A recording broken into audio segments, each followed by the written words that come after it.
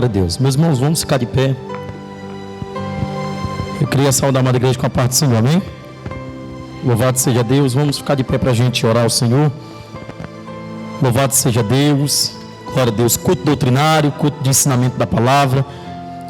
Vamos fechar nossos olhos e vamos falar com o nosso Deus.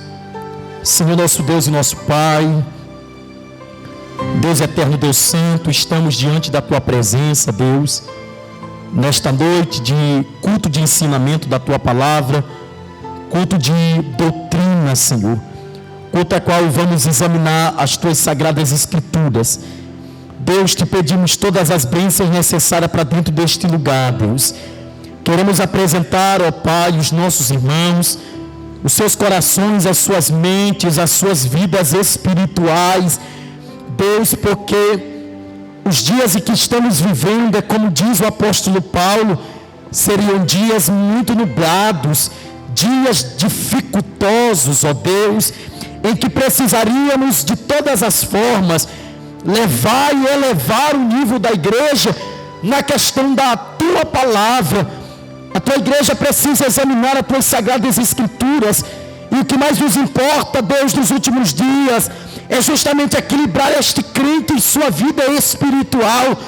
Pois, ó Pai da glória, a Tua palavra nos diz que nós devemos primeiramente buscar o reino dos céus, e as demais coisas vos serão acrescentadas. Isso é bíblico, e nós queremos tomar posse dessa palavra, e já queremos apresentar a vida dos nossos irmãos. Deus, eu não sei como é que está a vida de cada um dos nossos irmãos, as minhas irmãs, os meus irmãos em Cristo.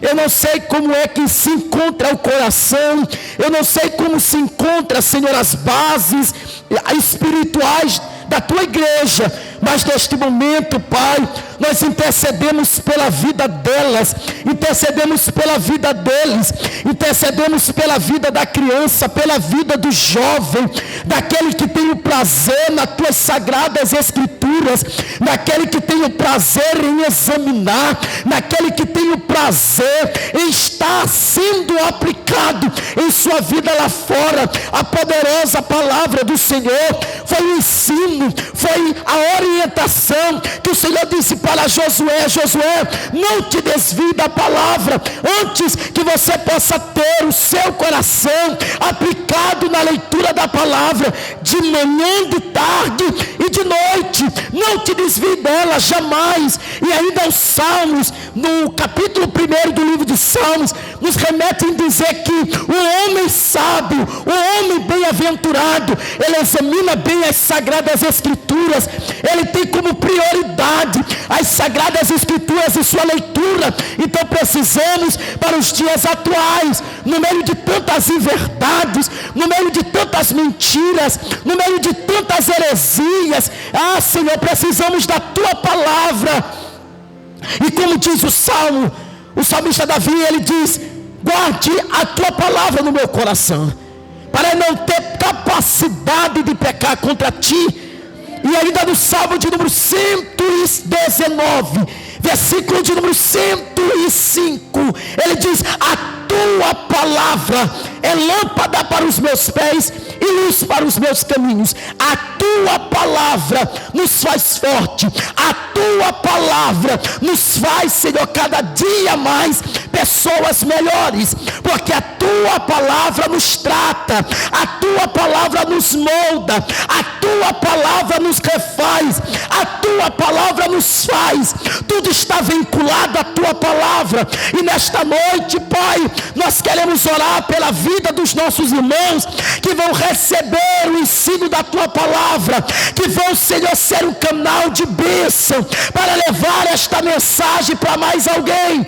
Quantas pessoas, Deus, não são missionários, quantas pessoas, ó Pai, não têm esse chamado de anunciar a Tua palavra, mas muitas vezes com medo, muitas vezes com receio, elas não dão passo. E é necessário, Pai, como diz o apóstolo Paulo em conselho para Timóteo, que o obreiro aprovado, que o obreiro consagrado, que o obreiro que serve a Deus, ele possa primeiramente conhecer as sagradas Sagradas Escrituras, que ele possa manejar. Quando eu vejo esse termo manejar, eu vejo que o crente precisa conhecer a Bíblia que ele carrega, ele precisa viver a Bíblia que ele carrega. Nós não temos o porquê não viver o que pregamos, nós não temos o porquê viver aquilo que falamos em cima do altar, que não seja verdade em nossos passos e nossas condutas.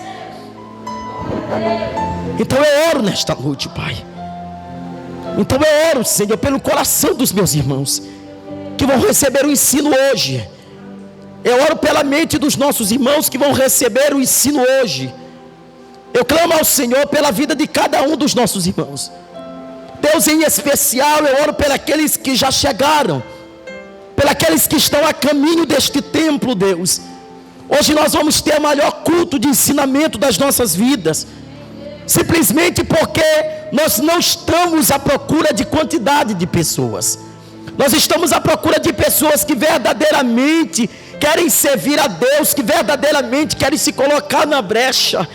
Eu me lembro, Senhor amado, Deus santo, que presença poderosa.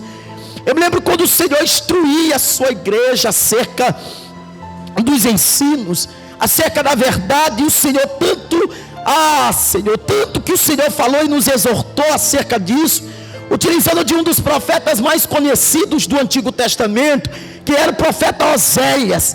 Oséias vê o cenário do povo, o povo estava devasso, o povo estava vivendo como se nada estivesse acontecendo, o povo tinha deixado os princípios, o povo tinha abandonado a palavra, e Oséias diz no capítulo 4, versículo 6, ele diz: o teu povo tem perecido porque tem lhe faltado conhecimento. Deus, temos buscado, menos buscado a palavra, temos buscado, mas nós não temos buscado as Sagradas Escrituras. Queremos, Deus, receber, queremos ter, mas nós não queremos ser crentes, nós não queremos ser servos, nós não queremos ser discípulos, nós não queremos ser o exemplo, as testemunhas, nós queremos ter a graça, nós queremos ter o conhecimento, mas muitas vezes é tão mirrado que nós não conseguimos passar para mais alguém. E esse evangelho, ele não pode ficar só conosco. Deus quer atingir a minha casa, Deus quer atingir a tua casa, Deus quer atingir os teus irmãos, Deus quer atingir a tua mãe, Deus quer atingir a tua parentela. Como diz as Sagradas Escrituras, eu e a minha casa serviremos ao Senhor. Será que alguém pode tomar posse desta palavra nesta noite? Que eu e a minha casa serviremos ao Senhor com base em quê? Com base nas Sagradas Escrituras. Então agora ore pelo desviado, ore pelo afastado, ore pelo amigo que está afastado, ore pelo amigo agora que se encontra perdido. Comece a orar agora por esta pessoa. Eu sei que todos nós temos uma oração individual, mas agora neste momento é uma oração coletiva, é uma oração que a gente vai dizer para Deus: Senhor, eu quero te apresentar fulano de tal. Talvez você possa ser que você esqueça o nome da pessoa, mas vai direcionando: Senhor, lá naquela rua, Senhor, lá naquela casa, visita nesta hora, porque às vezes, queridos, as pessoas estão tão oprimidas que elas não conseguem se libertar da opressão. Às vezes elas estão encarceradas espiritualmente, e através do clamor da igreja, através da intercessão da igreja, essas barreiras começam a cair, e nós começamos a ver que na verdade o poder do evangelho, o poder da palavra, o poder da oração é maior do que todo e qualquer armamento que o diabo queira usar contra a sua vida. Começa a orar nesta noite, começa a interceder nesta noite, começa a apresentar a Deus nessa noite, começa a dizer para Ele: Senhor, o meu coração já está pronto. Diga para o Senhor: Senhor, as minhas mãos já estão prontas. Diga para Deus: os meus pés já estão prontos. Me leva, vai Senhor, me usa como instrumento teu, para levar o evangelho para alguém, me usa como canal de bênção para levar essa mensagem para alguém. Diga para Deus: eu sei que tem muita gente que precisa de libertação, eu sei que tem muita gente que está aprisionada neste momento e que precisa de uma palavra de ordem para elas reagirem. E a palavra de ordem nesta noite é que o inferno, é que as potestades, é que as armas, é que todo e qualquer instrumento que o diabo quer usar contra a tua vida, contra a tua família, não vai te atingir, simplesmente porque a palavra de Deus não volta atrás. Ela é poderosa. A palavra de Deus é fiel. A palavra de Deus é verdadeira. A palavra de Deus é santa. A palavra de Deus é algo sagrado, algo muito minucioso, algo muito especial, algo muito precioso. Só recebe esta palavra que de fato sabe o valor dela. Ela é muito preciosa, querido. Hoje eu estava na minha casa e eu estava dizendo para Deus: Senhor, essa palavra que atingiu meu coração hoje à tarde, eu preciso que ela atinja o coração dos meus irmãos, para que eles entendam que tudo foi mediante a palavra. Então toma, Deus, este templo para o Senhor. Toma este lugar para ti, Deus. Toma do altar até o último que estiver na porta. Toma em tuas mãos. Viemos aqui para receber a palavra e queremos sair daqui bem instruídos pela palavra. Então abençoa todos os nossos irmãos. Toma tudo que vai acontecer aqui, para que tudo seja para a tua honra, para a tua glória e para o teu louvor. Louvado seja Deus. Glória a Deus. Amém, meus irmãos? Vamos dar uma linda salva de palmas para Jesus. Glória a Deus. Amém. Eu quero chamar nessa noite, em nome de Jesus, a irmã Graça, para estar louvando 2 hinos da harpa. Irmã Graça, louvando 2 hinos congregacionais nesta noite. Glória a Deus.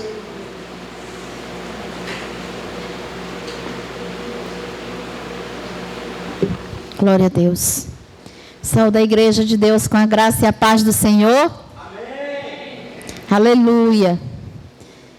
Somos felizes por estar aqui. Quem está feliz por estar aqui hoje? Somos de fato muito felizes mesmo por estarmos na presença do Senhor. E por isso nós vamos louvar com muita alegria. Amém, amados? Vamos louvar o Senhor com alegria esta noite? Aleluia. O número 8 da nossa harpa. Glória a Deus.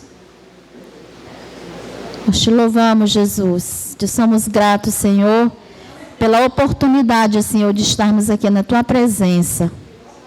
Santo tu és, Senhor. Santo tu és. Poderoso tu és. Glorioso tu és. Aleluia. Glória a Deus. Amém, amados? Cristo Jesus é fiel amigo, Ele só,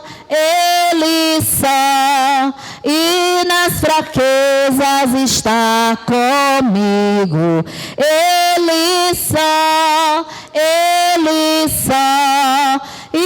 nas lutas de cada dia, Cristo nunca me deixa só, pois Ele é meu seguro guia. Ele só, não há amigo mais nobre e digno, não há, nem mais humilde e mais benigno, não há. E nas lutas de cada dia, Cristo nunca te deixa só, pois Ele é teu seguro guia. Ele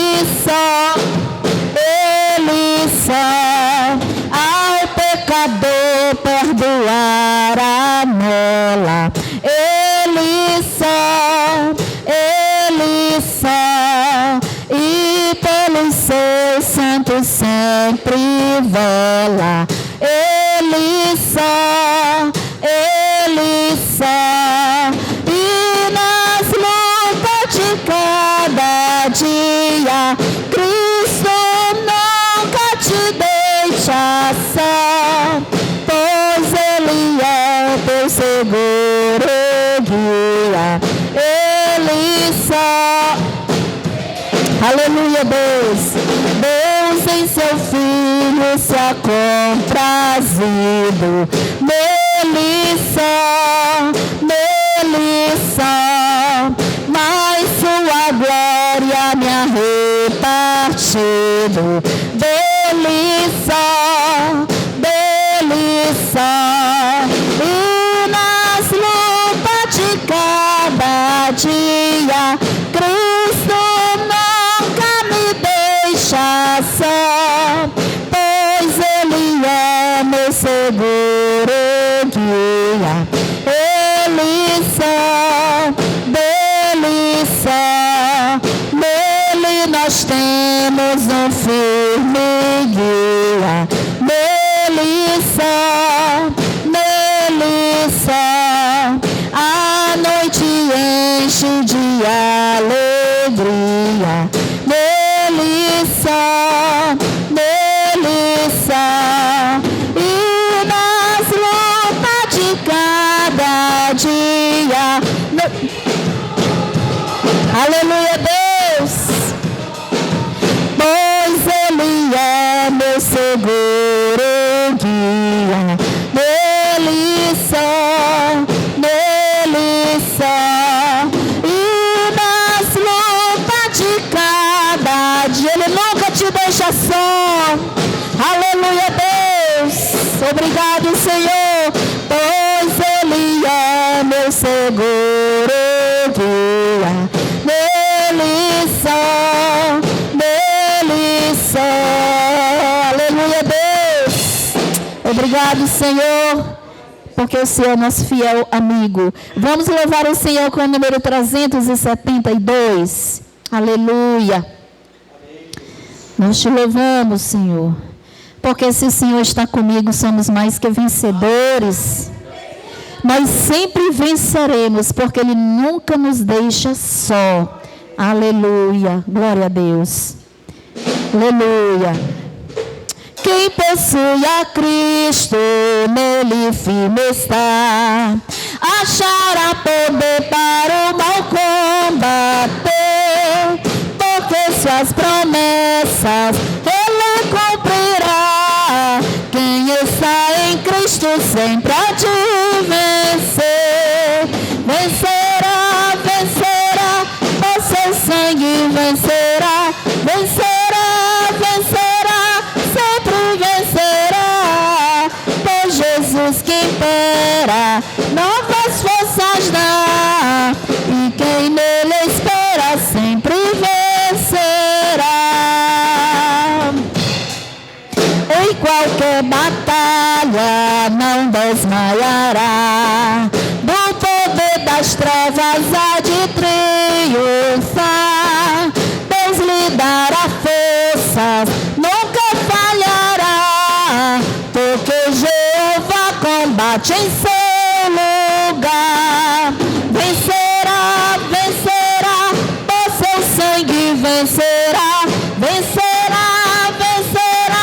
sempre vencerá, pois Jesus que impera, novas forças dá, e quem nele espera sempre vencerá.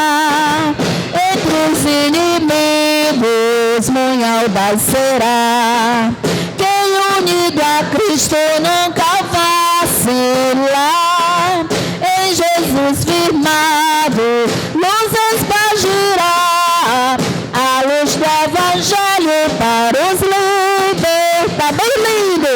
Vencerá, por seu sangue vencerá, sempre vencerá, pois Jesus que impera, novas forças dá,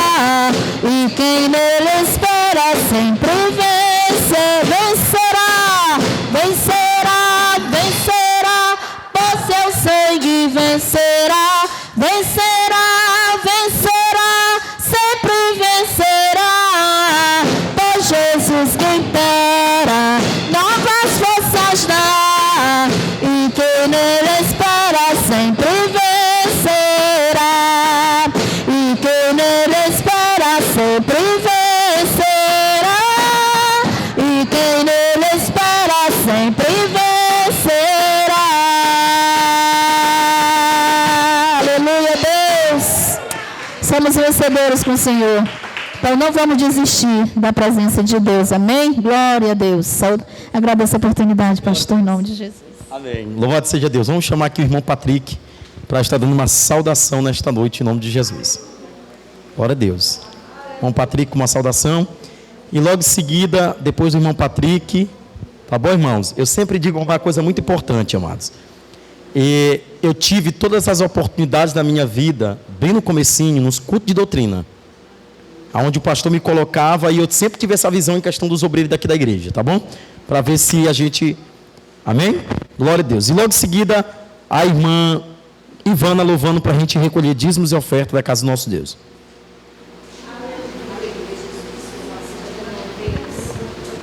Amém.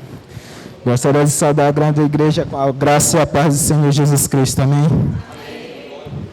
Queria compartilhar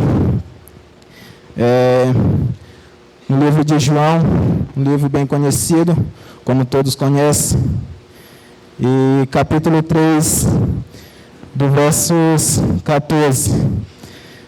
Amém. É uma rica oportunidade que eu estou tendo, um pouco nervoso, né? Mas eu quero que todos compreendam este momento. Amém. João 3, 14. E diz assim a palavra do Senhor: e do modo por que Moisés levantou a serpente no deserto, assim importa que o Filho do Homem seja levantado, para que todo que nele crê tenha a vida eterna. Até aí, amados. Aqui um pouco sobre esta palavra, que Moisés, ele levantou a serpente. Assim como ele levantou a serpente, assim como nós amanhecemos, nós agradecemos a oportunidade, nosso deitar, nosso levantar, que apenas vamos começar mais um dia de lutas, e ninguém sabe como é os nossos dias, só o nosso Deus sabe como é os nossos dias. Às vezes vem tanta tribulação nas nossas vidas que dá vontade de desistir. Nesse momento nós queremos desistir, é como Moisés levantou a serpente. Nós devemos levantar os nossos olhos e olhar a Deus fixo. Olhar para que nós temos um Deus tremendo. Um Deus que nos dá força para estar em pé, um Deus que nos fortalece, um Deus que dá vida e vida com abundância. Glória a Deus. Assim como Ele deu força para nos dar isso aqui, como mãe de famílias que tem a rotatória do dia, tem suas tarefas de casa, mas assim mesmo Deus dá força para estar aqui, para escutar um pouco a palavra e para dizer que somente nele crê. Porque nós vimos que muitos adoram um Deus como exalta, mas nós adoramos um Deus vivo, um Deus que guarda, um Deus que protege, um Deus que nos guia, um Deus que nos dá fôlego de vida. E é isso que eu tenho que deixar para a grande igreja do Senhor Jesus Cristo, que esperamos a volta do Senhor Jesus Cristo em uma só fé, em uma só abundância. Amém. Glória a Deus, que bênção. Irmã Ivana, venha louvar. Glória a Deus. Irmão, vamos dar mais oportunidade para o nosso irmão Patrick, né? Futuro obreiro da casa de Deus, né? Futuro obreiro da casa de Deus, né? Daqui para o final do ano a gente consagra ele em nome de Jesus. Amém. Saúde, amada igreja, com a paz do Senhor, amém? Vamos colocar de pé para a gente estar louvando, glorificando o nome de Deus.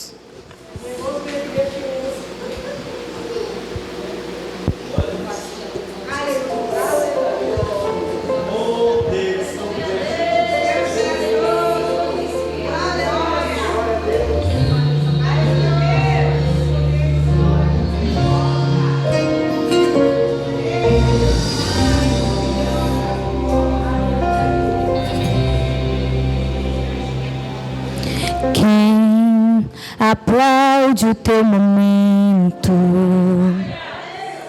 raramente aplaudiria tua história,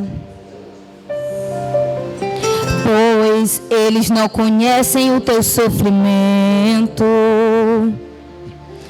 se agarraram só aos teus momentos de glória. Quer saber, isso não é novo, isso sempre aconteceu. Com os nossos pais da fé aconteceu assim. E apesar de serem escolhidos, homens santos cheios de Deus, suas histórias tiveram seus momentos ruins. Quem aplaudiria Davi pelo adultério que cometeu?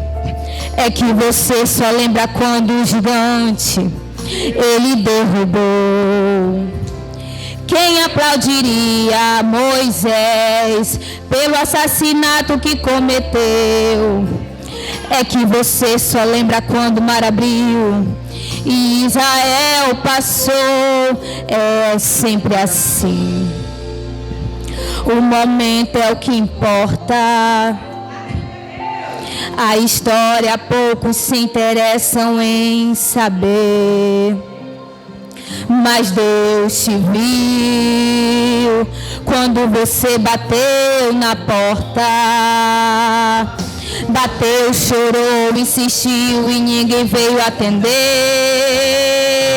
Mas Deus estava escrevendo, você chorando e Deus escrevendo, você caindo e Deus escrevendo, se levantando e Deus escrevendo, cabeça quente e Deus escrevendo, angustiado e Deus escrevendo, desesperado e Deus escrevendo. Ele nunca abandonou você. Quando você chorou, Ele estava lá. Quando você parou, Ele estava lá. Quando você sorriu, Ele estava lá. Quando você caiu, Ele estava lá. Não importa quem não quer saber, Ele sabe, Ele viu e gosta de você. No momento pode até sumir da memória, mas há um Deus no céu que não despreza a sua história.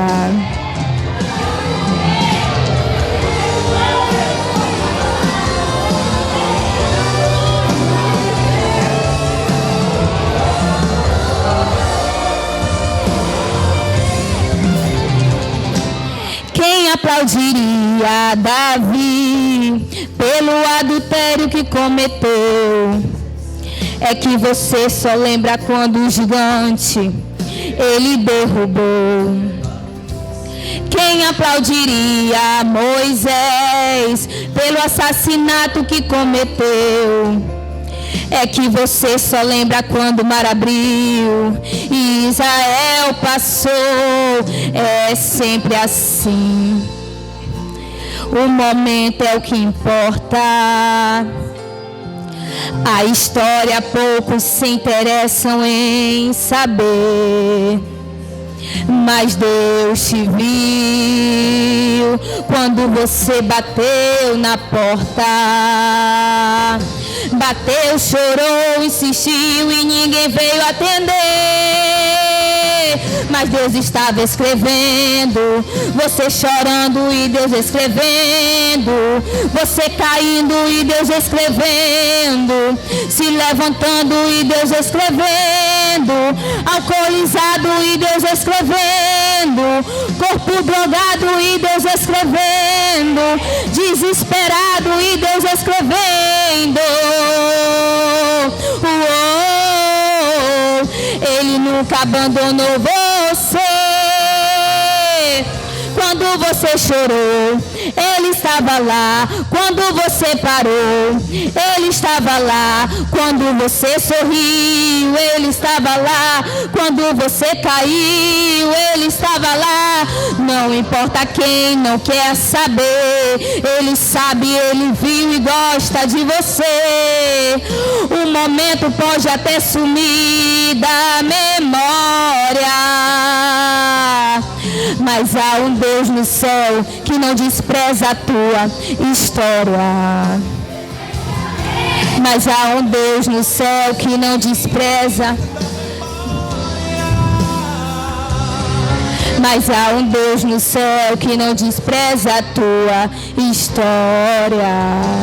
Aleluia. Por essa oportunidade, em nome de Jesus.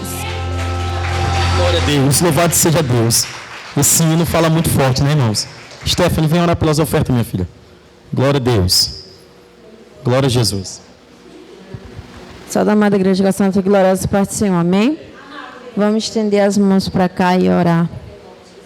Soberano Deus, meu Pai amado, Criador dos céus e da terra, Senhor, primeiramente pedimos um abraço de perdão por tudo que fizemos de errado, Pai, que não tem te agradado. Senhor, neste momento estamos com as mãos levantadas, Pai. Senhor, querendo te agradecer pelos dízimos e as ofertas da tua casa. Senhor, abençoa aquele que pôde dar e aquele que também não pôde. O Senhor sabe, meu Pai, das suas dificuldades, meu Senhor. Mas nesse exato momento, Pai, eu quero te pedir, multiplica, Pai, o celeiro, multiplica na vida financeira, Senhor. Lança por terra todo devorador, migrador, destruidor do inferno. Abre as portas do céu, Senhor. Abençoa os teus filhos para que eles possam abençoar a tua casa. Não só hoje, mas para todo sempre. Amém. Glória a Deus. Meus irmãos, pode sentar aí. Vamos deixar nossas Bíblias abertas no livro de João. Evangelho de João, já deixa aí aberto. Já no Evangelho de João. Deixa eu só fazer uma rápida memória para os irmãos, né? Semana passada a gente estava falando sobre as 7 declarações, não é isso? As 7 declarações que João faz acerca de Jesus. E aí ele utiliza o termo eu sou. E ficamos de terminar sobre esse assunto. Mas antes eu queria só fazer rapidinho, antes da gente começar o nosso estudo, eu queria só relatar 2 coisas importantes quando a gente trabalha os 4 evangelhos. Rapidinho, tá bom? Primeiro, é que tanto o evangelho de Mateus, Lucas, Marcos e João, eles não trabalham com a igreja. Tá bom? Isso aqui é muito importante, gente. Quando Cristo veio a esse mundo, ele vem com um objetivo. Engraçado que o nosso irmão Patrick leu muito bem aqui, né? A mensagem da cruz, a mensagem de transformação, ele foi primeiramente introduzido para aqueles que deveriam crer. E aí, por exemplo, os 4 primeiros evangelhos, eles trabalham acerca dessa igreja, que não era uma igreja local, era uma igreja que ainda estava sendo instituída. Então Jesus trabalha com seus discípulos, ele escolhe 12 discípulos, desses 12 discípulos, todos os 12 tinham critérios, e Cristo vai estabelecer dentro dos 12, os ensinamentos e a missão pelo quais os 12 deveriam aplicar. Entre elas, olha isso aqui, gente, a missão do 12 era ser testemunha fiel de Cristo aqui na terra. Segundo, a missão dos 12 era pregar o evangelho até os confins da terra, era a missão. Mas só que quando Jesus, ele estabelece o seu reino aqui na terra, com os 12 discípulos, a visão de Cristo em conversar, em dialogar, em ensinar, em instruir os seus discípulos, era que eles deveriam ser a imagem dele aqui na terra. Olha como é que tem uma responsabilidade tão grande quando nós aceitamos a Cristo. Parece que quando a gente aceita Cristo, parece que a gente acha que é só isso, né? Aceitei, sentei no banco, pronto, acabou, minha vida resume nisso. E não é assim. Cristo está ensinando os seus discípulos, rapidamente, antes da gente começar a detalhar a questão do final das declarações. Ele começa a detalhar isso para os discípulos, e ele começa a dizer para os discípulos que eles deveriam ser as testemunhas. Mas só que, no cenário de Cristo, para os discípulos, ele está observando que ele está lidando com todas as pessoas. Então, dentre os discípulos, nós tínhamos discípulos fracos de fé, nós tínhamos discípulos fracos de concepção, fracos de entendimento, E ele precisava trabalhar o caráter de alguns dos discípulos que estavam andando com ele. Olha isso aqui. Todos os discípulos tinham qualidades e tinham defeitos. Mas Jesus, como mestre por excelência, ele não fez uma acepção ao decorrer que ele ia trabalhando com seus discípulos. Ele tinha todos os discípulos ao seu dispor. Discípulos fracos, discípulos fortes, mas Jesus não mudou o critério de ser um mestre por excelência para a vida de todos. Veja como Cristo, quando ele faz uma comparação com o bom pastor, olha como é que ele diz no Evangelho de João, no capítulo 10. Eu queria que vocês abrissem rapidamente. Nós vamos para o nosso estudo, mas eu queria dar uma palhinha aqui rapidinho nesse assunto. Em João capítulo 10, Cristo, ele começa a dizer assim, ó: eu asseguro a vocês que aquele que entrar no abrisco das portas, mas sobe por outro lugar, é ladrão e assaltante. Aquele que entra pela porta é o pastor das ovelhas. Olha o que ele diz: o porteiro abre a porta. Esse porteiro aqui tem uma simbologia de quem? Do Espírito Santo, correto? As ovelhas ouvem a sua voz, e ele chama as suas ovelhas pelo nome, e as leva para onde?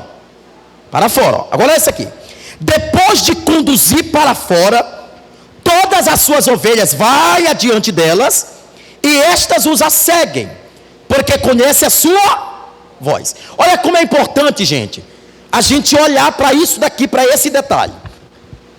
Quem está dentro, vai ter um momento que ele vai ter que sair. E o cenário que Jesus está introduzindo no meio dos discípulos é mais ou menos isso. Todos nós ouvimos a palavra aqui dentro da igreja, mas quando a gente vai lá para fora, a gente vê a realidade, a gente lida com a realidade. E é interessante que a pessoa que está dentro, que sai para fora, ele tem o livre-arbítrio de querer ouvir o pastor que conduz, ou ele tem o livre-arbítrio de não querer ouvir a voz do pastor. Aqui talvez mora um segredo muito importante para as nossas vidas. Jesus nunca obrigou os 12 discípulos a ouvirem a sua voz. Porque às vezes nós estamos diante de lideranças, que elas querem obrigar a gente a ter que servi-los.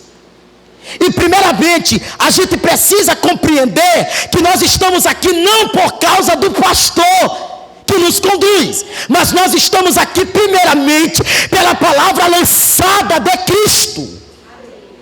Então nós ouvimos a sua voz e nós somos obedientes à voz de quem? Do nosso pastor. A referência que ele faz aqui não é para o pastor terreno, é para o pastor celestial. Olha aqui, gente. O que vai caracterizar quem somos não é o lugar, mas o que está sendo plantado dentro do nosso coração. Pastor, por que o senhor está começando esse estudo primeiramente explicando isso? Porque os 12 discípulos, eles tinham responsabilidades a executarem. Os 12 discípulos, eles foram chamados, mas os 12 discípulos, olha bem para cá, gente. Os 12 discípulos, eles tinham falhas. Jesus trabalhou nas falhas. Jesus trabalhou nas suas limitações.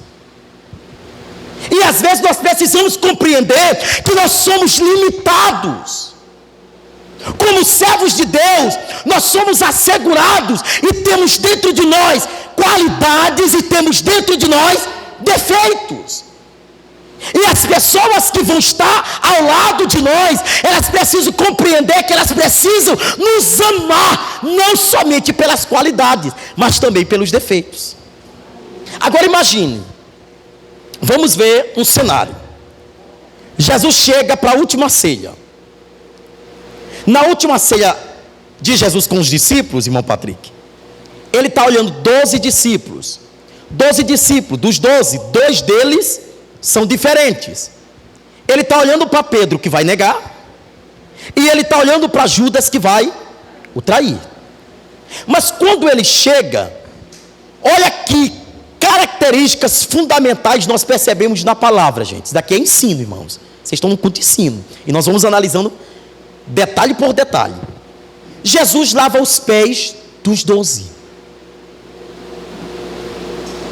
Nós estamos falando de um mestre, irmã Stephanie, que está na qualidade humana, que quer ensinar para os discípulos que o que eles precisam não é do egoísmo, não é da vaidade. O que eles precisavam é da humildade. O que é humildade? Se colocar no lugar do outro. O que é humildade? É entender que o outro também tem a mesma oportunidade que eu. E eu ouvi uma frase hoje, enquanto eu estava fazendo todo esse estudo e analisando todo esse estudo, eu vi uma frase assim: o lugar mais alto que um crente pode ir é o lugar da humilhação.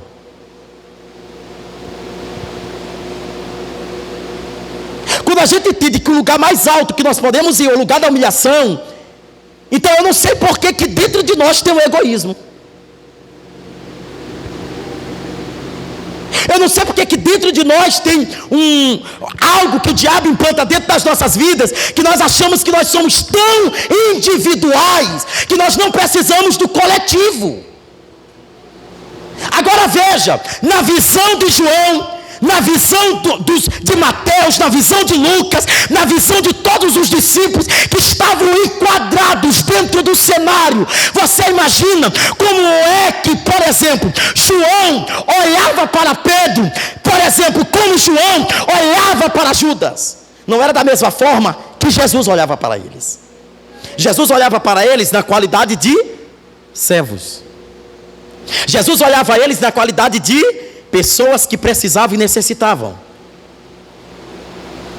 Pastor, o que o senhor está querendo me dizer? Se você vir para cá e ouvir tudo o que está sendo falado e não aprender, irmãos, não foi falta de ensino. Nós estamos trabalhando na igreja hoje com concorrência. Não é assim? Os critérios que nós estamos usando para alguém ir para o altar é a voz mais bonita. Não é porque a irmã canta bem, não é porque o irmão prega bem, não é porque... Ninguém mais se importa com defeitos e qualidades. Jesus olha todos os seus discípulos, ele está lavando o pé de todos os seus discípulos, e ele está tratando com todos os seus discípulos. Quem era Pedro? Pedro era aquele que justamente lá no Getsêmanes apareceu com uma arma que estava empunhada na parte inferior do seu corpo. Jesus olha para Pedro e diz: não te acalma. Se com a espada fere, com a espada será ferido. O que Jesus estava dizendo é: Pedro, ainda que tu queira me proteger, tu não vai conseguir proteger o projeto que Deus já tinha. Tem que acontecer. Como explicar algo, né, para alguém que é tão pesado em língua? Você imagina que Pedro, irmãos, nós estamos falando de um discípulo que não era brando. Nós estamos falando de uma qualidade de um discípulo que ele era nervoso, tinha um temperamento muito forte. Pedro, tudo para Pedro resolvia-se na hora. E eu não sei por que o velho Pedro ainda quer reinar em nós. E nós achamos que tudo tem que ser resolvido na hora, porque nós somos assim, e Deus não pode mudar isso. Só que quando nós estamos na qualidade de discípulos, nós temos que imitar o mestre. E o mestre, ele se fez de humilde, para que nós possamos entender o projeto dele para essa humanidade, para essa sociedade. Hoje eu abri minha mente para muita coisa. Meu Deus, a igreja é instituída primeiro com discípulos. E eu fiquei: Senhor, por que o Senhor não escolhe 12 discípulos perfeitos? O Senhor vai escolher 12 discípulos que vão dar trabalho para o Senhor. E eu fico vendo o quadro da igreja, o panorama da igreja, a visão da igreja. Nós trabalhamos com pessoas, e cada dia mais que eu trabalho com pessoas, eu vejo as pessoas com defeitos e eu vejo as pessoas com qualidades. Aí Deus olha para mim e diz: ama ela, ama ele, não pelas qualidades, mas ama pelos defeitos. eu ouvi uma frase também teológica que diz: a igreja é lugar para hipócritas.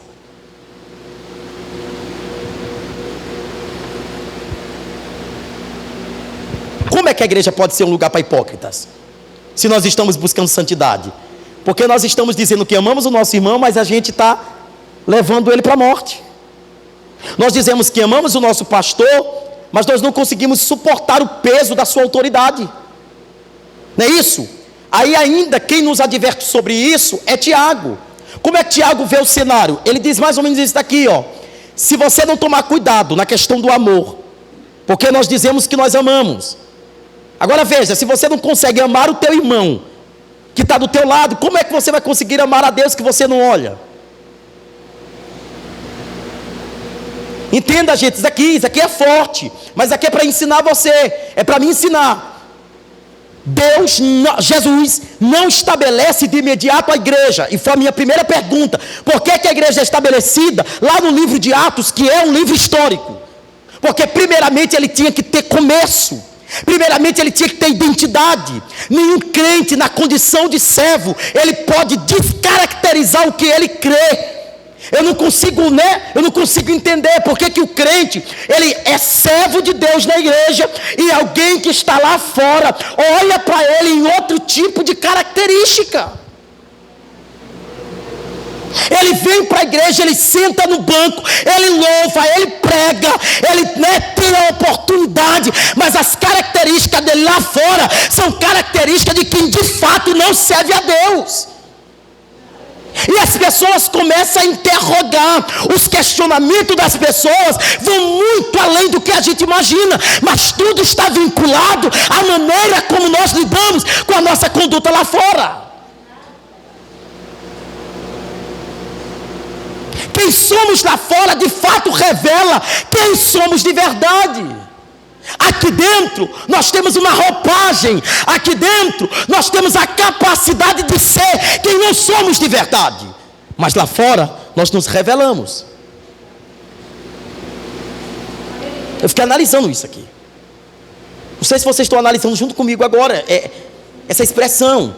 Eu disse: Deus, 12 discípulos com as suas falhas e os seus e as suas qualidades, e o Senhor amando todos eles, o Senhor ensinando todos eles. E o Senhor começou a dizer para mim: meu filho, quando você pastorear, não faça acepção de pessoas. Do grande ao maior precisa ter o mesmo cuidado e o mesmo ensino. Agora veja, irmãos, eu sempre falo isso aqui, eu gosto de falar isso. O seu pastor está aqui para o que der e vier, mas a necessidade de cada um é individual. Possa ser que o dia que você precise do pastor, o pastor não esteja disponível, porque ele pode estar dando mais crédito para uma necessidade a mais. Eu vou aqui dar um exemplo para a gente já entrar dentro do nosso estudo. Eu ontem recebi uma visita de uma pessoa, não é daqui da congregação, e veio pedir oração. A gente orou pela pessoa e a pessoa foi embora. E a pessoa disse assim: pastor, vai na minha casa, porque eu estou precisando de uma oração sua. Eu disse: olha, a agenda do pastor já está sobrecarregada, mas a gente vê, porque agora nós estamos com 2 obras, irmãos. E 2 obras, para alguém que só se congrega aqui é fácil. Para alguém que faz o intercâmbio de lá e para cá, é meio que colocar os pingos nos i, é meio que fazer tudo com base na tua estrutura emocional, espiritual. Todas as tuas estruturas para 2 obras têm que estar muito equilibradas, porque senão desequilibra tudo e você bagunça tudo. E eu disse: olha, eu vou lhe encaixar, não se preocupe, mas eu tenho alguém que está mais necessitado que você. E ontem a irmã Princesa com a irmã Rosinete sabe o que eu estou dizendo. Quer dizer, alguns lugares que Deus nos coloca que é de maior necessidade. Então você precisa compreender isso. O irmão que está do teu lado precisa compreender isso. Nós aqui somos feitos de limitações. O pastor que você idealizou não existe.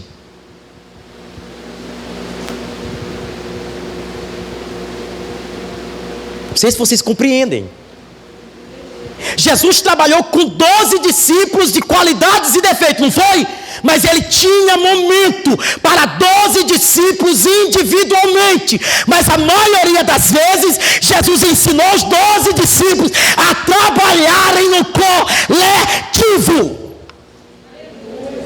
Porque uma hora ou outra eu não estarei mais aqui. Era isso que Jesus estava dizendo para eles. Se vocês não tiverem capacidade de suportarem uns aos outros, vocês não terão capacidade de ser as minhas testemunhas. É forte, irmãos, aqui. Aí a gente vê por que Jesus nos ensina que um bom mestre, ele precisa ter essas duas qualidades. Aí quando a gente vai para a igreja estabelecida, que já a igreja em Atos, você percebe, primeiramente, alguns erros que aconteceram nas igrejas primitivas, né? Principalmente na igreja de Coríntios, né? Na igreja de Colossenses não, porque Paulo amava demais, mas na igreja de Coríntios tinha muito esse trabalho. Nas igrejas da Ásia Menor, que foi as cartas mandadas por João, para as 7 igrejas da Ásia, tinha muitos defeitos entre eles. Os crentes não estavam mais suportando uns aos outros. Agora vira para o irmão que está ao seu lado e diga para ele: eu tenho a necessidade que você tem. É olhar para o outro, é enxergar o outro, é ver a necessidade do outro. Amém, queridos? Então nós começamos por aqui. Primeira coisa que eu queria falar para vocês é esse detalhe aqui, que eu achei muito importante falar aqui na igreja, e para as pessoas que vão nos ouvir através do canal, né? E vão também compartilhar. Eu achei necessário a gente falar sobre isso aqui. A visão de Cristo para os seus discípulos é diferente da visão dos discípulos para os seus discípulos, né? Eu sempre digo uma coisa muito importante que talvez você pode aprender hoje: ovelha não pastoreia ovelha. Ovelha é pastoreada por pastor. Por quê? O pastor, eu falei semana passada, né, para vocês, né? O pastor, ele vai na frente. E quando ele vai na frente, é interessante que é uma coisa até que me remete aqui a algo que eu já tenho cuidado com vocês, né? O pastor, antes de dar o alimento, como diz lá no livro de Salmo 23, ele primeiramente ele vai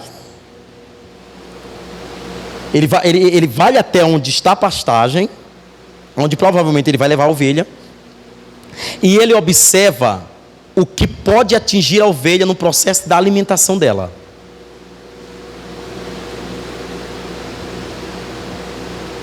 Aí o que ele faz? Se aquele lugar está bem protegido, ele traz as ovelhas, mas primeiro ele vai. Você entendeu por que o pastor sempre está na frente? Porque se ele for atingido primeiro, ele lhe protege.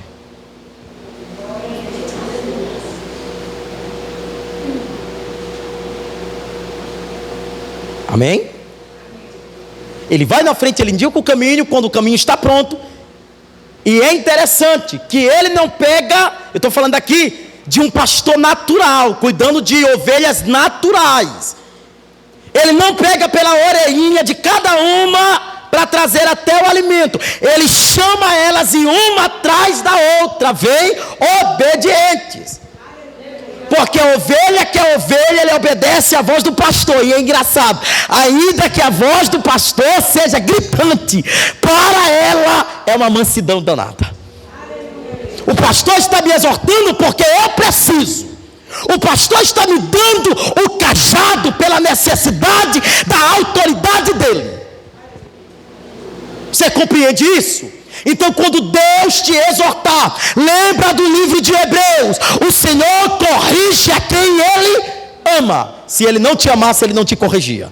Só que o problema, irmã Graça, é que nós queremos pastores nas nossas qualidades. Nós queremos pastores nas nossas visões, que são aqueles que passam a mão em todo erro, são aqueles que não chamam atenção, são aqueles que não indicam o caminho, são aqueles que não ensinam. Por isso que Paulo disse: muitos dos que saíram do nosso meio estão pervertendo o rebanho.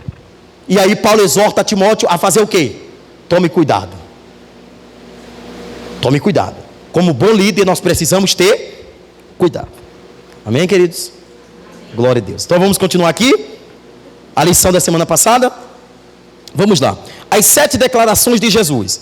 E aí falta agora somente 3, não é isso? Temos 5, aliás, temos 4 e falta 3. Pronto. A primeira, eu sou a ressurreição e a vida.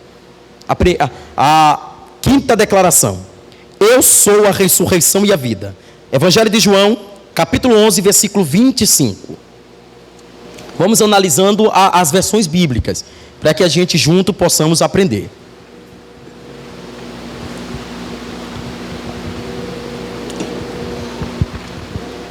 João capítulo 11, versículo 25.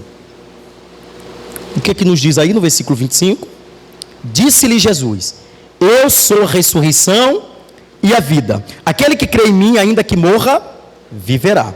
Claro, nós estamos falando aqui que Jesus tem o poder sobre a morte. É isso? Nós temos a certeza disso. Mas aqui mora um segredo. Quem já perdeu um ente querido e não se conformou pela perda? Eu também.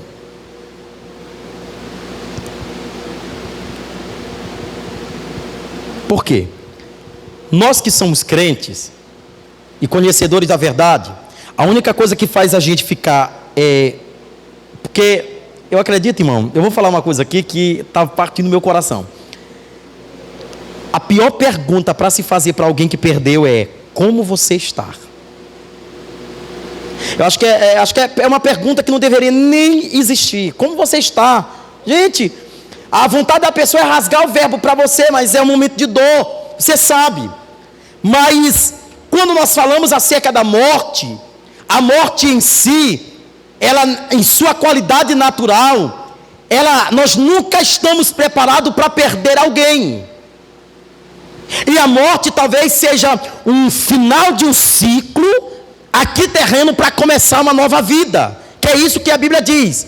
O que mais nos conforta quando alguém da nossa casa falece é quando a gente tem a certeza que esse alguém aceitou a Cristo. Aí a gente descansa o nosso coração, porque a gente entende que aquela foi a vontade de Deus. Muitas pessoas se questionam: pastor, por que Deus não poderia dar um livramento, né, para fulano de tal, e Deus curou ciclano que estava com o mesmo problema? Porque eu sempre digo, e eu repeti isso para uma pessoa ontem, né?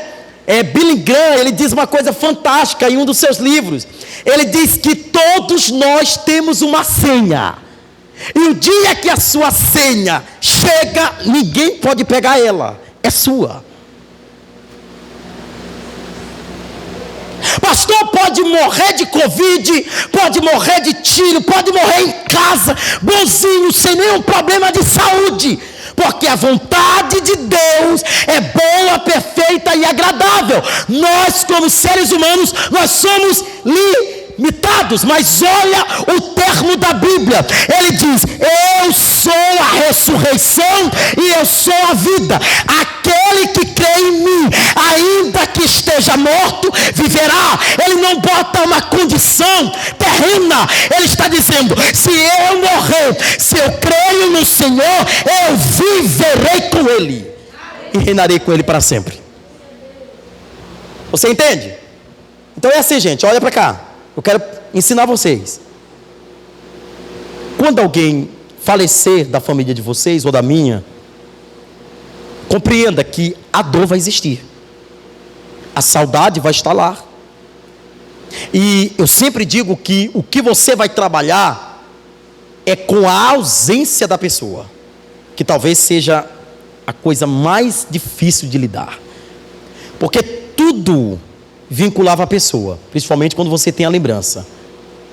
Mas eu sempre digo uma coisa importante: aproveite a oportunidade e não deixe de falar do amor de Jesus, para que você não possa se culpar. Pastor, mas eu preguei a minha vida inteira para fulano e fulano não aceitou. Olha o que a Bíblia diz: o Senhor não tem ninguém por inocente. Se esse alguém ouviu a palavra e ele não aceitou, foi a condição dele. O livre-arbítrio estava lá. Eu quisera que Jesus salvasse todos os homens, como está na Bíblia, mas a aceitação é mais negativa do que a gente imagina. A gente chega para alguém que está doente, não é verdade, irmãos? E a gente pergunta para ele se ele quer aceitar Jesus Cristo. ele diz assim: eu quero aceitar Jesus Cristo, mas quando tu percebe que ele quer aceitar Jesus Cristo, é pela cura e não simplesmente por Cristo. Aí depois que a pessoa, eu fico vendo, eu estou falando aqui, meu irmão, porque eu estou cheio aqui mesmo, tá vendo? Para me falar tudo isso. Mas eu vejo quantas pessoas são tão medíocres nos seus pensamentos, nos seus achismos, que eles acham que eles podem enganar a Deus. Eles pedem a cura e depois da cura eles abandonam a fé. Aí sabe, eles pensam que eles podem enganar a Deus, né? Aí o que Deus faz? Espera aí, eu vou te dar mais uma aprovação. Taca. Aí a doença, não que eu estou proferindo isso como um ato de juízo de Deus, porque o crente não aceitou Jesus Cristo, não. Aí é o que a Bíblia diz. Era melhor que você não tivesse a ter conhecido o Evangelho. Porque o Evangelho, gente, ele não é saliente, não. O Evangelho, ele é tão educado que ele faz isso, ó. Basta você abrir a porta. Se você não quiser abrir a porta e olhou aqui a palavra, fecha a porta. Mas é algo seu, é particular seu. Mas você não vai poder dizer, né? As pessoas não vão poder dizer que elas não ouviram falar de Cristo. E aí é interessante isso, porque um dos maiores questionamentos é: por que Jesus Cristo ressuscitou, por exemplo, a Lázaro, e Jesus Cristo não ressuscitou o filho de Davi? Será que Deus é parcial no que Ele fala? Será que parece que não tem uma palavra de ordem? Deus não é assegurado de algo? Não, é necessidade. É porque tem coisa que Deus precisa tirar para tratar um grupo. Às vezes Deus permite, né, um pai de família aí partir com o Senhor, para que esses filhos que ficaram brigando a vida inteira se unem. Eu não estou dizendo que a morte é uma condição de juízo de Deus. Eu estou dizendo que nós estamos no ciclo. Quando chegar a ceia, vai ser nós. E não pense você que o pastor vai ficar aqui, que não vai. Eu tenho duas condições: ou eu morro com Cristo, ou eu sou arrebatado com Ele. Uma das duas. É uma das duas, né? Não tem para onde correr. Mas como entender isso? Analise, gente. Quando Davi caiu com Betseba, o que Deus falou com Davi? Gente, é interessante isso. Eu acho que vocês nunca se atentaram para isso aqui. A morte do filho de Davi não foi consequência apenas do adultério. Para Deus, o que gerou mais revolta foi Davi ter matado o marido dela sem ter nada a ver na história.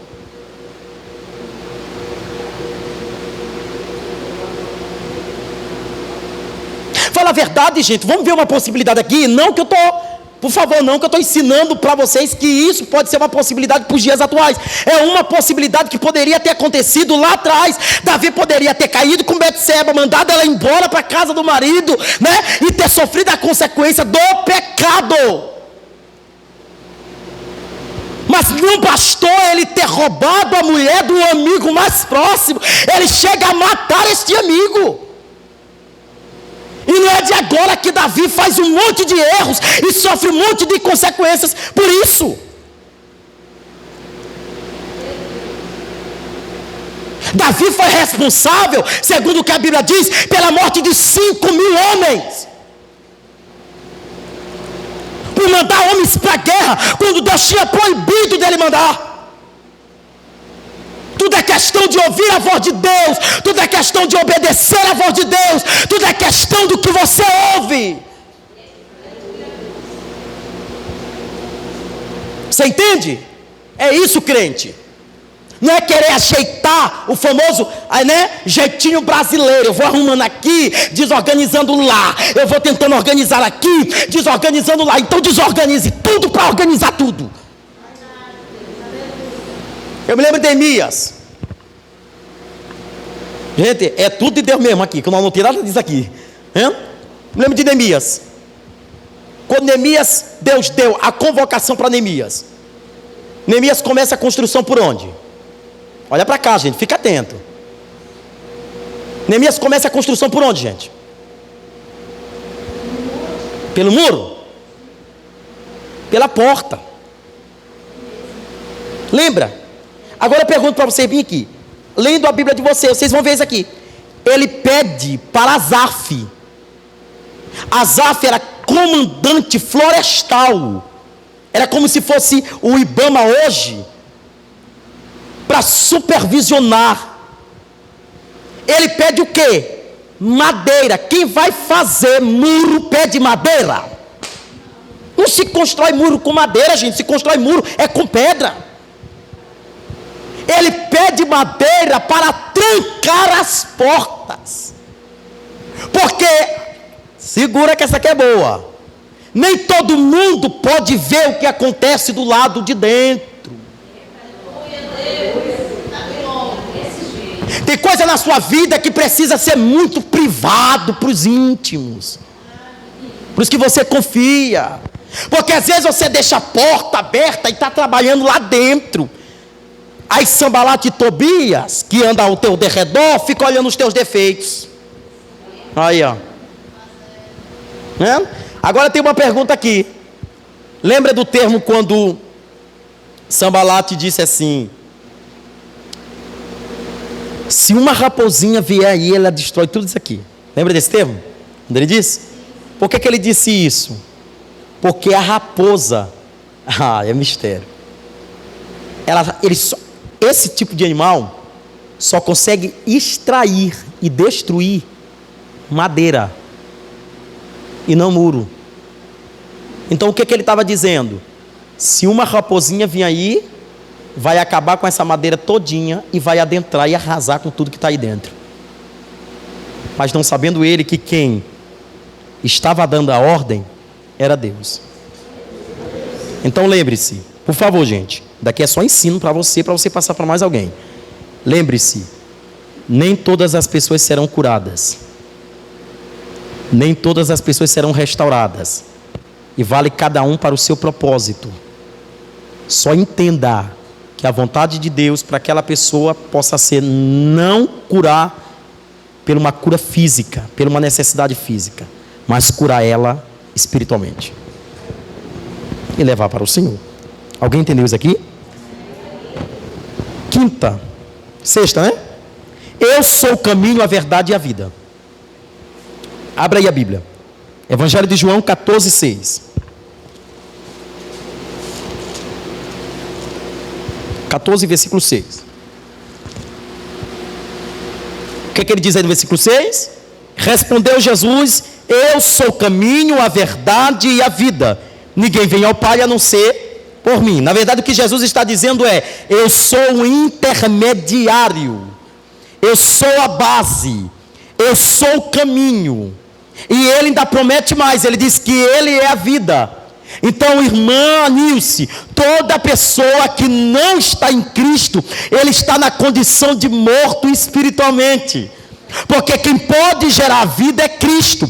Quem é a vida é Cristo. Talvez o maior defeito hoje das nossas pregações, e talvez por isso que não tem um avivamento, porque as nossas pregações deixaram de falar acerca de Cristo. Os homens estão contando história, os homens estão contando fábulas. Os homens deveriam falar acerca de Cristo. Ele é o caminho, ele é a verdade e ele é a vida. Que vida é essa que ele oferece? Vida eterna. Amém, queridos? Glória a Deus. Aí é interessante que Jesus aí ele se coloca na condição de alguém que tem a fonte da verdade e de alguém que tem a fonte do conhecimento. Aí eu estou me recordando aqui do estudo lá do Coroadinho que a gente deu essa semana. Foi forte lá também, o ensino. Eu me lembro que a gente detalhou acerca do pecado de Adão e Eva, e a gente falou uma coisa muito interessante, né? O diabo, ele inverteu a palavra conhecimento. Porque quando Deus, ele fala para Adão, principalmente para Adão, a mensagem dele é para Adão, né? A conversa dele é com Adão.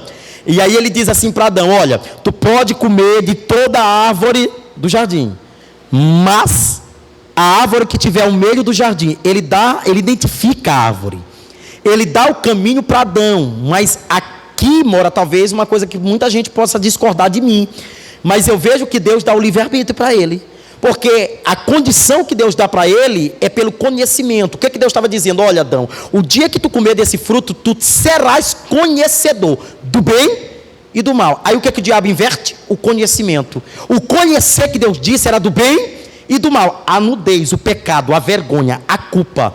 Aí o que o diabo diz? Não é esse tipo de conhecimento que Deus queria falar contigo, não. Sabe o que ele está dizendo? Ele estava te proibindo para te não ser igual a ele. Olha, em verdade, gente.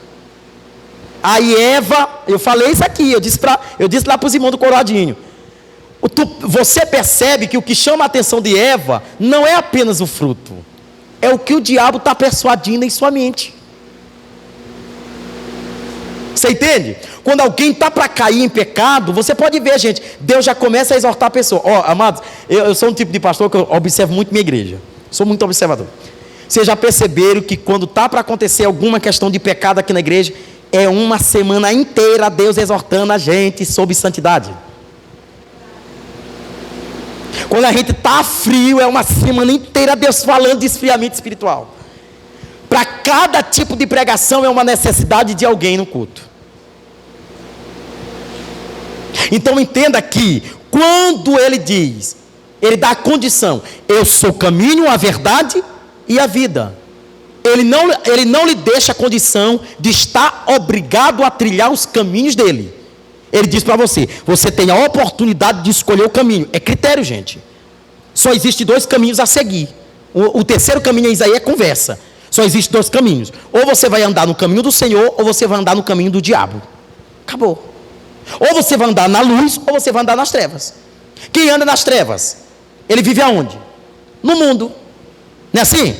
Mas quem anda no mundo, ele está vinculado a qual autoridade que Deus já tinha entregado? Ao diabo. Não é isso?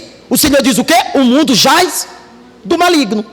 Tudo que tem acontecido lá fora, irmão, é resultado de falta de amor, é resultado de falta de humilhação, é resultado de falta de crença. As pessoas já não crerem mais em Deus, as pessoas já não querem se aproximar de Deus, as pessoas querem andar pelo bel prazer. E na verdade, desculpa o que eu vou falar, mas tem muito crente que precisa levar essa taca para aprender. Deus não precisa concordar com a tua conduta, é você que precisa aceitar a condição dele. Porque às vezes a pessoa diz assim: olha, eu vou para a igreja, mas eu vou lá dizer alguma coisa para o pastor. Se ele quiser me aceitar, vai ser assim. Não, igreja você pode escolher, irmão. Tem igreja de todo tipo. Por exemplo, eu sou um pastor que eu tenho uma linguagem assim. Já tem gente que não gosta, né? Eu gosto mais daquele pastor mais brando, gosto mais... Mas é uma qualidade. É o jeito do pastor. Mas a palavra é a mesma. Ou pastor que grita muito, ou pastor que fala pouco, ou pastor que não diz nada. A Bíblia é a mesma para todos eles. A condição do céu é para todos eles. E é isso que nós precisamos explicar para o irmão que está aqui. E eu gosto sempre de falar isso, porque eu não gosto de disciplinar crente, eu gosto de ensinar o crente. Ele só cai no ato do pecado se ele quiser. Pode ver, quando você está para cair, o Senhor começa a te revelar em sonhos. Eu me lembro uma época da minha vida que eu já estava meio assim como crente, né? Como pastor mesmo, já não estava mais firme. Eu me lembro que eu tive um sonho, eu só de toalha, em cima do altar pregando, de toalha. Aí eu perguntei para Deus: Senhor, o que é isso? O Senhor disse: sem cobertura espiritual, a tua vida está exatamente assim. E às vezes, gente, a nossa vida parece que ela está à metade. E tem crente que gosta, ele aprende a viver pela metade. Não, eu sou meio crente, daqui para cima é crente, daqui para baixo é mundo. Ou tu é uma coisa ou tu não é. Não te acostuma com isso não, irmão. Isso aí não é para se acostumar não. O crente precisa reagir. O mundo está aí fora, dando todas as possibilidades para você cair. Vai cair se você quiser, porque Jesus já está te ensinando aqui: eu sou o caminho, a verdade e a vida. Quem crê em mim, ainda que esteja morto, viverá. Vocês todos estão entendendo, irmãos? A Bíblia é assim, não tem meio de ter com a Bíblia, irmão. É desse jeito. Amém? E último: eu sou a videira verdadeira. Jesus fala na última declaração dele. João capítulo 15, versículo 1 e versículo 5.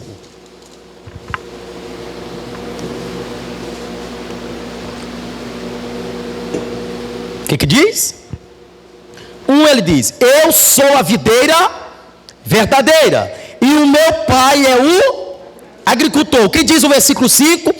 Eu sou a videira, vocês são os ramos. Se alguém permanecer em mim e eu nele, esse dará muito fruto, pois sem mim vocês não podem fazer coisa alguma. Mas tem uma condição: só vai gerar frutos quem estiver com Cristo. Quem estiver fora de Cristo, ele consegue dar frutos? Não, ele não conhece a verdade.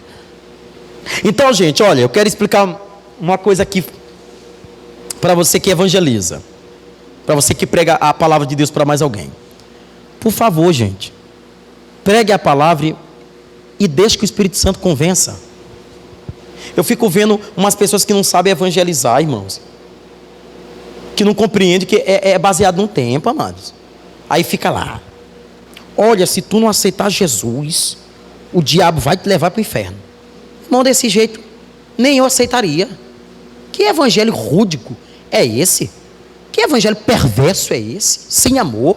Irmãos, até a forma que Jesus falava acerca dos dois caminhos era com amor. Não é assim? Aí ele já dizia: filhinhos, já a última hora. Jesus, rapaz, até a forma como Jesus, né, irmão, isso daqui é muito lindo, né, irmão? Até a forma que Jesus ensina os seus discípulos era brando. Agora entenda, a forma que Jesus usava, que era a mansidão e a humildade, não significava dizer também que ele aprovava tudo que o homem fazia. Porque no dia do templo, que ele viu a casa dele cheia de galinha, de pombo, de porco sendo colocado lá para fazer de novo o que o povo fazia no passado, ele revoltou-se, quebrou foi tudo. Porque na verdade, quando nós falamos de templo, parece que a nossa mentalidade vai para onde? Para essa estrutura. Não é isso, gente, é isso aqui, ó. Jesus está mais preocupado com como você está do que como você é na igreja. Você sabia, irmãos? Olha, isso aqui é muito relativo, não é? Você pode vir aqui nesse altar e louvar o hino, se você não estiver ou vivendo esse hino, ou entendendo o hino, você canta só de boca para fora. Se você não estiver vivendo, o hino vai embora, ninguém sente nada, não flui nada. Porque você precisa entender a letra. Eu sempre digo, eu até indico para as meninas aqui que louvam, antes de vocês virem para cá, não fico escolhendo um hino aleatório. Ensaia em casa, vê qual é a letra. Senhor, será que essa letra aqui vai falar com a igreja? Será que ela vai ter uma reação direta com a igreja? Às vezes a gente precisa ter esse cuidado. Amém, irmãos? Por isso que eu digo, amados, olha, eu não trago qualquer mensagem para cá, não. Ou a mensagem já foi ministrada por Deus em minha vida, ou a mensagem já me tratou em alguma área da minha vida, eu trago para cá, ou a mensagem ainda vai me tratar e eu tenho certeza disso. Aí eu trago. Nem tudo que eu prego eu vivo. Nem tudo que eu prego eu vivo. Porque se eu for pregar o que eu vou viver, eu vou falar só de luta. Luta, provação, deserto, fornalha, só disso. E isso também, João, né? O crente tem que viver de vitória. Então por isso que é gradativo o que a gente fala. Amém? Agora veja isso aqui, porque isso aqui é importante. Isso aqui, até muitas pessoas fazem essa pergunta. Olha, como Jesus livra com o sofrimento do homem? Você sabia que Deus, ele não está alheio ao teu sofrimento? Olha, irmã, olha para cá, olha para cá. Olha para cá todos vocês. Gente, sentir uma dor de cabeça não é sinal de pecado não, gente. Aí tem crente espiritual que ele olha o irmão, sente a dor de cabeça, não é assim? Irmão, isso é pecado. Né? Outro, aí ele diz assim: isso é seta maligna. O irmão nem entrou na batalha, o coitado nunca foi na batalha, ou o abençoado não faz nada, e ele foi atingido pelo quê, meu irmão? Ele nunca entrou nesse negócio. Então às vezes a gente precisa entender que sentir uma dor de cabeça ou estar enfermo não significa dizer que o irmão está pagando por um juiz de Deus. Significa dizer que ele é limitado. Lembra do cego de nascença? Qual foi a pergunta dos discípulos? Senhor, acaso os pais dele pecaram para ele estar pagando pelo pecado dos pais? O Senhor disse o quê? Este cego aqui é de nascença. Ele nasceu assim. A condição dele foi essa. Mas ele não estava pagando pelo erro de alguém. Ele não estava pagando pelo defeito de alguém. E às vezes a gente precisa entender que cair doente é ter a sensibilidade de entender o papel do profissional. Porque às vezes a gente fica, é oração, irmão, está faltando é oração, está orando muito pouco, por isso que tu não foi curado. Não é nada, minha irmã. Pega o teu dinheiro e vai na farmácia comprar o remédio. Que às vezes a gente fica, né, assim. Olha, amados, eu vou falar uma coisa para vocês aqui, que é verdade, irmãos. Antigamente, quando a gente falava de depressão, era uma rejeição muito grande pela igreja. Irmã falava de depressão, qual era a visão do outro crente? Está fraco de mente. Esse irmão não está fazendo a obra, é por isso que está desse jeito. 2017 revelou muita coisa para cá. A depressão atingiu quem estava no altar pregando, quem ensinava. Por quê? Eu falo isso, irmãos, porque eu tenho essa mente assim. A minha mente é muito, ela trabalha demais, ela é muito acelerada. Então o que é que eu faço às vezes? Às vezes eu tenho que repousar. Eu digo, não, peraí, Leandro, te acalma, descansa, porque tu não é o super-homem. Porque às vezes a gente quer agradar as pessoas, não é assim, irmãos?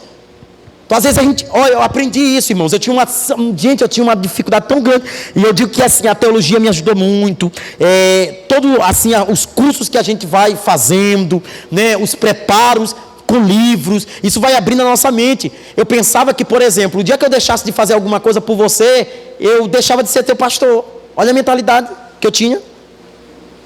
Aí um dia eu lendo o livro acerca de pastor, eu comecei a perceber que na verdade não se trata do que eu quero fazer, é do que eu posso.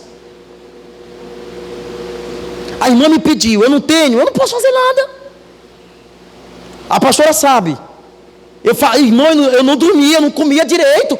A Rafisa me perguntava, amor, o que está acontecendo contigo? Não, eu estou preocupado porque a irmã me pediu um valor, eu não tenho esse valor, mas meu Deus do céu, eu tenho que arranjar esse valor. Olha, irmão, eu já estava para ficar doido. E eu nunca deixei de ser pastor por não ajudar alguém. É porque eu não tenho como, o que eu vou fazer? Eu não sou Deus do impossível, quem é Deus do impossível é aquele que eu sirvo. Então eu aprendi que muitas coisas se resolvem na base da oração. Se eu não posso ajudar com as minhas mãos, então eu oro.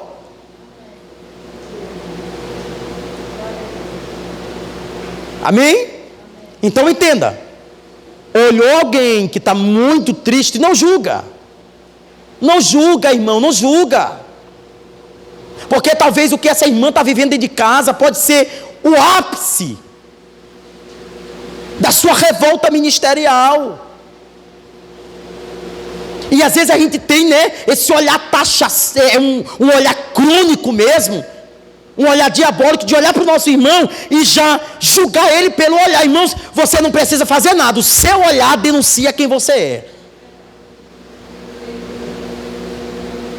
Quer ver uma coisa? Eu ensino muito isso daqui, irmão. Aí é ensino mesmo, Ninguém tem a autoridade de falar de vestimenta de ninguém aqui na igreja. Ninguém.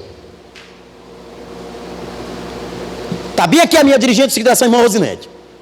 Ela, como líder, não tem autoridade de oprimir alguma irmã pela autoridade dela. Não tem. Porque tudo é questão de quê, irmãos? De convívio, de diálogo, de oração. Não, pastor, porque a irmã... Olha aqui, irmão, para te ver. Nós estamos tão preocupados com coisas tão pequenas que nós estamos perdendo tempo. Olha o que a gente está preocupado. Não, pastor, é porque eu percebi que a irmã, aquela roupa assim, não estava muito adequada. Mas a tua língua também não estava adequada. A tua língua também não está adequada.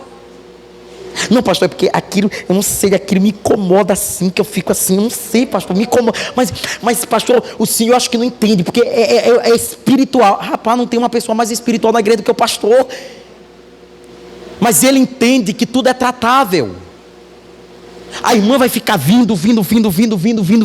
Daqui a pouco ela está enquadrada dentro do corpo. E ela vai dizer assim, rapaz, eu percebi que todas as irmãs elas usam assim. Eu vou começar a usar. Ninguém trabalha na mente dela, ninguém trabalha no coração dela, ninguém. Quem foi? O Espírito Santo. Eu fico vendo gente que quer estar na condição do Espírito Santo para querer subjugar alguém e oprimir alguém. Quem é você? Quem somos nós para oprimir alguém pela roupa, para oprimir alguém pelo jeito? Nós não somos ninguém. Nós temos que dizer para o irmão: irmão, faz isso, irmão. Em vez de estar julgando o irmão, por que tu não pega teu dinheiro no final do mês e vai lá no shopping e faz uma compra?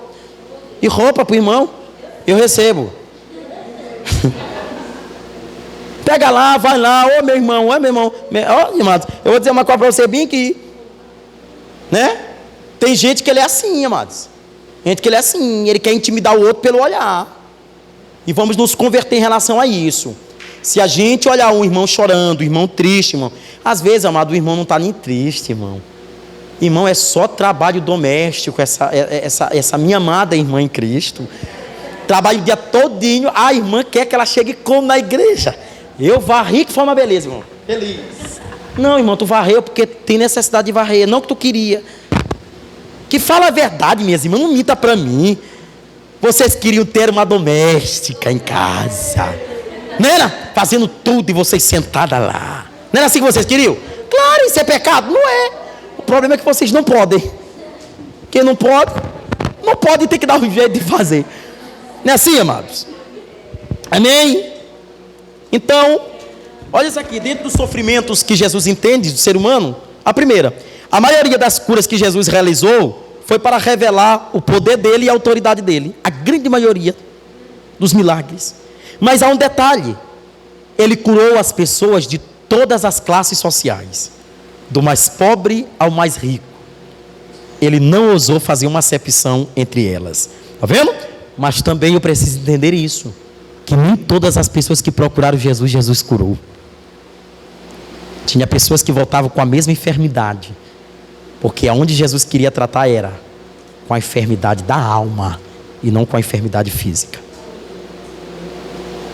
Deixa eu contar um negócio aqui para vocês. Eu vivi isso.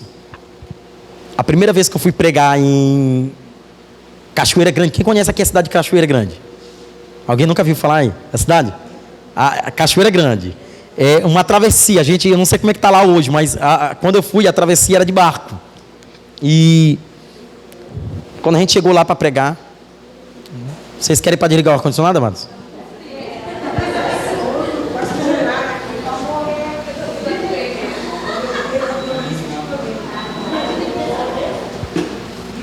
Na próxima quarta-feira eu não ligo mais ele, vou deixar mesmo o calorzão arrochar vocês aí. Né? Olha aqui para vocês, aqui rapidinho. Ó. Quando eu cheguei lá em Cachoeira Grande, que eu comecei a pregar, quando a gente chega na cidade, irmãos, eu não sei vocês, mas parece que cria uma expectativa em cima do pregador. E as pessoas vão para olhar. E eu me lembro que tinha um grupo de percussão que era só de criança. E as crianças de lá eram muito avivadas, eles mesmos são muito avivados. E eu cheguei, o pastor disse assim: pastor Leandro, aquele jovem bem ali, aquela criança, era uma criança na verdade, aquela criança bem ali é cega. Aliás, desculpa, muda. Eu disse: é mesmo, pastor? Ele disse: é, mas faz uma oração por ele. E eu me achando. Aí tu sabe como é que... A primeira vez que eu fui pregar, irmãos, eu não tive um pastor para me ensinar. Se eu tivesse, muita coisa do meu ministério eu não cometia erros. Hoje eu aprendi sozinho, na base mesmo de muito estudo. Eu aprendi. E eu cheguei lá, orei por ele, eu digo: em nome de Jesus, tu estás curado, fala. Nada. Eu disse: então vamos orar de novo, que isso daqui é o diabo que está querendo impedir. Orei de novo, fiz a oração mais forte que a primeira. Fala. Nada. Eu digo a última vez. Agora nós vamos orar porque a Bíblia... Olha, irmão, a gente usa a Bíblia para tudo. Menos para entender a vontade de Deus. Eu disse: olha, que eu vi os pregadores fazendo, eu queria imitar, né? É três, fala. Nada. Eu voltei tão decepcionado de lá, mas tão frustrado, que eu disse para Deus que nunca mais eu queria pregar, porque Deus me envergonhou. Foi anos, irmã Carla. Aí um dia Deus foi ter uma conversa comigo. Deus disse: a minha vontade está acima da tua oração, a minha vontade está acima do teu querer. Tu pode orar, clamar por fogo, clamar por vento, por tempestade, o que for. Se Deus não quiser, vai passar apenas uma brisa. Lembra de Elias? Ei, vai lá para a caverna. Passou o fogo, Deus estava lá? Não. Passou o vento, Deus estava no vento? Não. Passou o que mais? Que acho que foi só o fogo e isso daí mesmo, né? Deus não estava. Deus não estava. Deus estava onde, irmão? Deus estava onde? Na brisa. Aí passou, olha, Elias está lá. Senhor, mas o fogo passou. O Senhor disse: não, Elias, eu já passei. É porque tu não entendeu que a vontade de Deus vai estar acima do que você quer. Você vai orar por alguém que está doente, Deus não vai curar. Entenda que Deus não quer. Eu sempre gosto de contar esse testemunho aqui, rapidinho para a gente terminar. O pastor Ziel Gomes, eu admiro muito ele. Ele é muito verdadeiro. E ele diz assim, ele estava vindo, ele foi orar, né? Estava com o irmão dentro do carro, e ele estava levando esse irmão para o hospital, onde a mulher desse irmão estava doente. O irmão foi buscar ele para ele fazer uma oração. E ele está a caminho, e de repente a mãe dela, né, alguém de lá, liga para ele e diz assim: olha, ela acaba de falecer. Né, o marido vira para ele e pergunta: pastor, aconteceu alguma coisa? Ele disse: não, meu filho, está tudo sob controle. A mulher já estava morta. Mas ele chegou lá, recebeu a notícia, certo. Aí vocês sabem que geralmente desses hospitais de São Luís aqui, geralmente vai para a Pedra, quando se trata aqui de hospital, né, municipal. Aí vai para a Pedra, fica lá esperando. E o pastor foi para esperar. E a família perguntou: não, pastor, o senhor vai, porque o senhor é um homem espiritual, então eu acho que o senhor tem uma resistência a mais, né, espiritualmente, o marido não vai aguentar aquela coisa. Tá bom, quando o pastor chega lá, já tinha um corpo lá com o pastor. E o pastor chegou e disse assim para o pastor Ziel: tu crê que Deus pode ressuscitar? O pastor disse: eu creio. Tu crê que Deus pode curar? Ora, rapaz, tu está conversando com alguém que é pentecostal, eu creio mesmo. Nós cremos. Aí ele disse assim: nós vamos começar a orar e Deus vai ressuscitar essa mulher agora. Aí o pastor Ziel Gomes disse: eu creio. E começaram a orar, e peleja, e batalha, e bate pé, e bate mão, e bate tudo que tinha para bater. A mulher não levantou. Aí o pastor Ziel disse, aí ele virou para o pastor Ziel Gomes e disse assim: agora é tu. O pastor Ziel disse: nada disso, agora é tu. Que tu que começou, tu que disse que ela ia ressuscitar. Eu não disse nadinha, aqui eu estou só em concordância. Porque às vezes tem gente que quer transferir, irmãos, a sua vontade. E ele precisa entender que a vontade de Deus está acima dos meus conceitos, acima do meu intelecto, está acima do que eu acho, do meu conhecimento. A vontade de Deus é boa, perfeita e agradável. Amém? Então, você precisa compreender isso. E outro detalhe mais importante, é que Jesus compreendia as emoções das pessoas. Irmão, dentro das emoções, Jesus aprendeu a lidar com as pessoas, com a tristeza, com a ira, com o desespero, com a ansiedade, com o conflito, o medo e com a agressividade. Muitas pessoas que Jesus lidou foram pessoas que tinham tudo isso.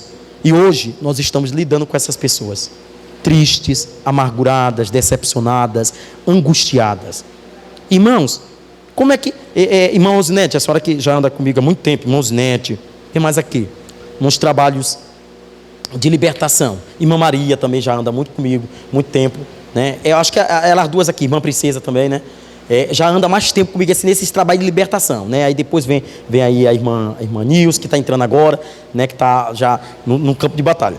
Mas eu falo daqui para vocês, quando eu vou na casa de alguém para me orar por alguém que é trabalho de libertação, eu nunca deixo de conversar. Eu sempre gosto de iniciar uma conversa para saber de onde veio, irmãos. Porque às vezes a gente pode estar entrando em um tratamento que Deus está com a pessoa. E aí tu vai lá e toma o tratamento da pessoa e coloca nas tuas costas. Eu que quero nada.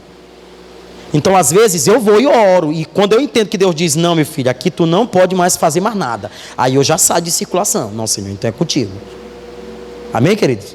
Eu acho que vocês estão compreendendo agora. Isso aqui, irmão, isso aqui é ensinamento valioso para a tua vida inteira. Não vai cair nessa malha fina de acreditar que tudo que você quer vai se realizar, porque não vai.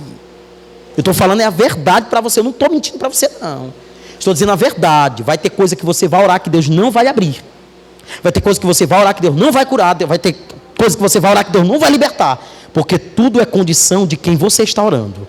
Às vezes Deus quer tratar com a pessoa mais profunda e você quer que Deus... Não é assim? Então, por exemplo, muitas pessoas morreram de Covid. E como compreender? Né? Pessoas tão saudáveis, pessoas tão boas. Mas para Deus, irmão, chegou a senha.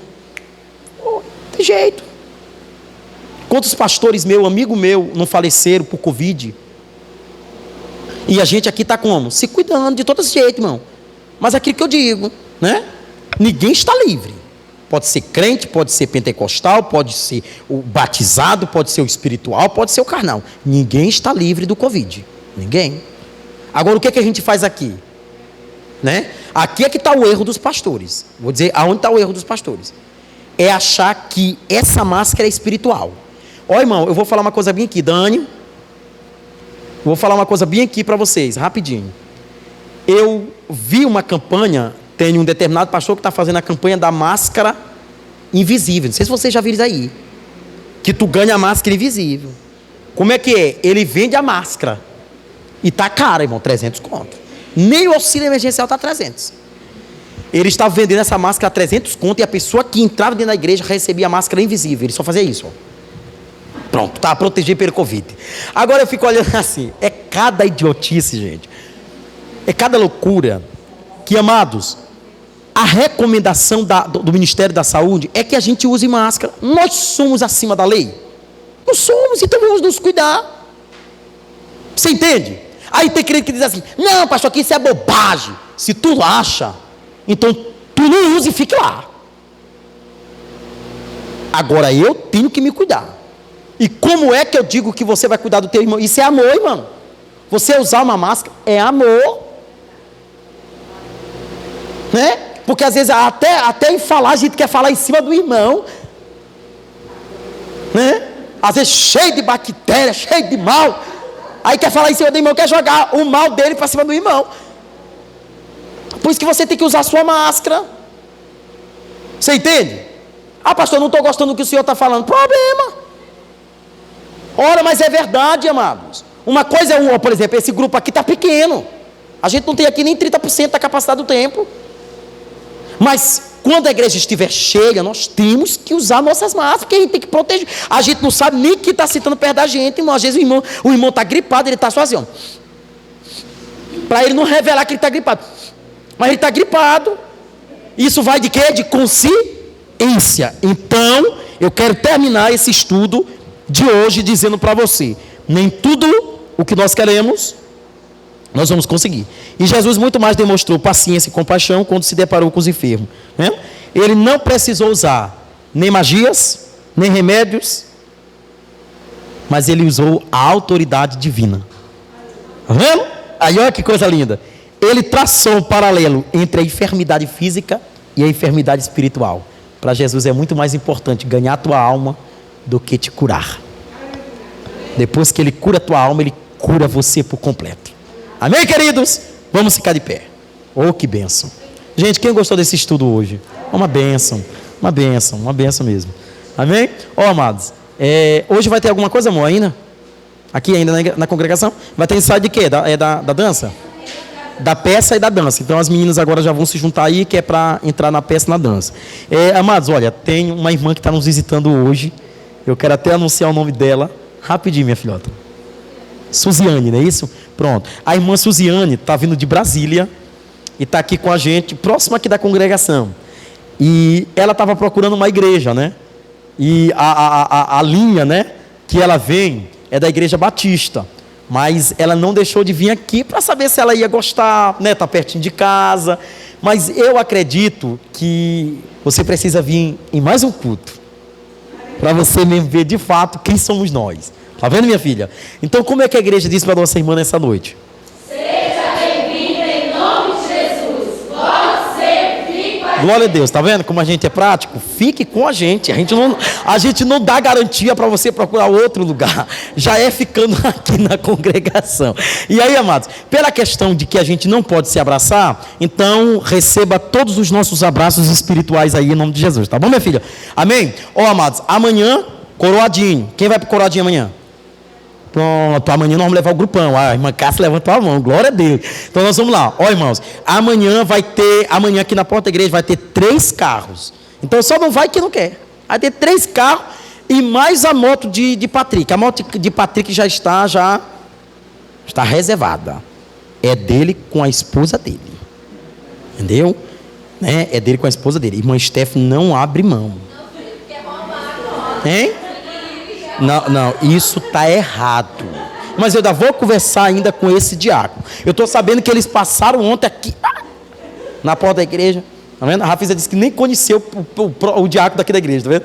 Nem conhecia. Rapaz, esse homem estava tão diferente. Tá vendo, irmãos? Então é importante que a gente esteja lá na obra. Irmãos, olha, eu queria que vocês orassem, porque nós vamos comprar um terreno lá no Coroadinho.